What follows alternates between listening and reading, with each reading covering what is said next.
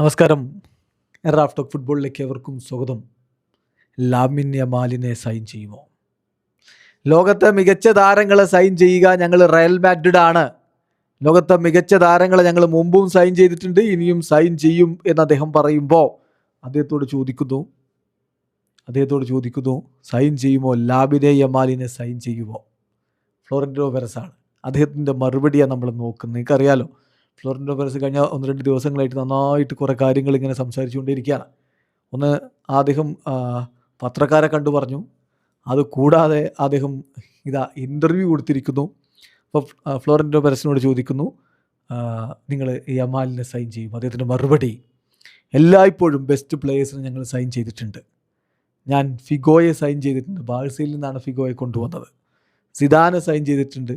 Ronaldo ഫിനോമിനനെ ഞാൻ sign ചെയ്തിട്ടുണ്ട്. ബെക്കാമിനെ sign ചെയ്തിട്ടുണ്ട്. ക്രിസ്ത്യാനോയെ സൈൻ ചെയ്തിട്ടുണ്ട്. കക്കയെ സൈൻ ചെയ്തിട്ടുണ്ട്. ബെൻസീമയെ സൈൻ ചെയ്തിട്ടുണ്ട്. അപ്പം ഞാൻ പ്രധാനപ്പെട്ട മികച്ച താരങ്ങളൊക്കെ സൈൻ ചെയ്തിട്ടുണ്ട്. When there is A good player I go for him. നല്ലൊരു കളിക്കാരനെ എവിടെയും കണ്ട അവനെ ടീമിലെടുക്കാൻ വേണ്ടി ഞാൻ പരിശ്രമിക്കും. അതാണ് എൻ്റെ രീതി. അപ്പോൾ ലാമിനെ യമാലിന് ഇഷ്ടമാണോ എന്ന് ചോദിക്കും. അദ്ദേഹം പറയുന്ന മറുപടി, of course I like him.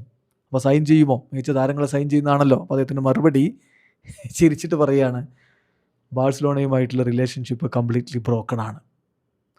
അപ്പോൾ അതിലെല്ലാം ഉണ്ട്. ഇപ്പോൾ ഒരു നീക്കം നടത്തില്ല എന്നാണ് അതിൻ്റെ അർത്ഥം. ഓൾറെഡി ബാഴ്സയുമായിട്ടുള്ള പ്രശ്നം വലിയ രൂപത്തിലാണ് അദ്ദേഹം പറയുന്നത്. എന്നിട്ട് അദ്ദേഹം പറയുന്നു, ഈ സമ്മറിൽ ഓഫ് കോഴ്സ് ഞങ്ങൾ കുറച്ച് താരങ്ങളെ സൈൻ ചെയ്യും. എല്ലായ്പ്പോഴും സൈനിങ് എന്ന് പറഞ്ഞാൽ വളരെ എക്സൈറ്റിംഗ് ആയിരിക്കും.